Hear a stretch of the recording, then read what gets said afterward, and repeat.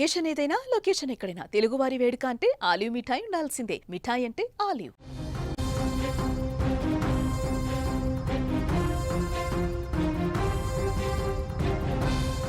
మరో breaking news చూస్తూ ఉన్నాం. బంగాళాఖాతంలో మరో అల్పపీడనం ఏర్పడింది. తీవ్ర వాయుగుండంగా మారే ఛాన్స్ కనిపిస్తోంది. తుఫాన్ పేరు దిట్వాగా అయితే నామకరణం చేశారు. దక్షిణ కోస్తా తీరం వైపు గడిచిన 6 గంటల్లో గంటకు 15 కిలోమీటర్ల వేగంతో ఈ తుఫాన్ కదులుతున్నట్లు కూడా తెలుస్తోంది. చెన్నైకి ఆగ్నేయంగా 700 కిలోమీటర్ల దూరంలో కేంద్రీకృతం అయ్యింది ఈ తుఫాన్. ఈ తుఫాన్ ప్రభావంతో ఏపీలోని పలు జిల్లాల్లో భారీ వర్షాలు కురిసే అవకాశాలు కనిపిస్తున్నాయి. ఇటు మత్స్యకారులు కూడా వేటకు వెళ్లొద్దంటూ కూడా అధికారులు ఇప్పటికే హెచ్చరికలు కూడా జారీ చేస్తూ ఉన్నారు.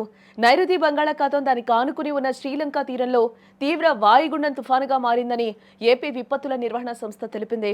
ఈ తుఫానుకు దిట్వాగా నామకరణం చేస్తున్నట్టు అధికారులు చెప్తూ ఉన్నారు.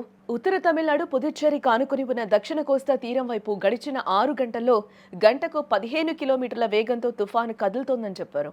అలాగే పుదుచ్చేరికి 610 కిలోమీటర్లు, చెన్నైకి ఆగ్నేయంగా 700 కిలోమీటర్ల దూరంలో కేంద్రీకృతమై ఉందని హెచ్చరిస్తూ ఉన్నారు. ఈ తుఫాన్ ప్రభావంతో ఈ నెల 30న ప్రకాశం, నెల్లూరు, కడప, అన్నమయ్య, తిరుపతి, చిత్తూరు జిల్లాల్లో అత్యంత భారీ వర్షం కురిసే అవకాశం ఉందని రెడ్ అలర్ట్ ప్రకటించారు. ఆయా జిల్లాలో 20 సెంటీమీటర్లకు పైగా వర్షపాతం నమోదయ్యే అవకాశం ఉందంటూ కూడా విపత్తు నిర్వహణ సంస్థ అధికారులు చెప్తూ ఉన్నారు. దీంతో మత్స్యకారులు వేటకు వెళ్లొద్దంటూ కూడా హెచ్చరికలనైతే జారీ చేసినట్లుగా కూడా తెలుస్తూ ఉంది. దీని ప్రభావంతో ఈదురుగాలులు, ఇటు భారీ వర్షాలు కురుస్తాయంటూ కూడా అధికారులు అయితే హెచ్చరికలు జారీ చేస్తూ ఉన్నారు. అప్రమత్తంగా ఉండాలని కూడా హెచ్చరికలు చేస్తూ ఉన్నారు. రానున్న 48 గంటల్లో వాయుగుండం నైరుతి బంగాళాఖాతం తమిళనాడు ప్రాంతాల్లో తీరం దాటుతుందని కూడా అంచనా వేస్తూ ఉన్నారు.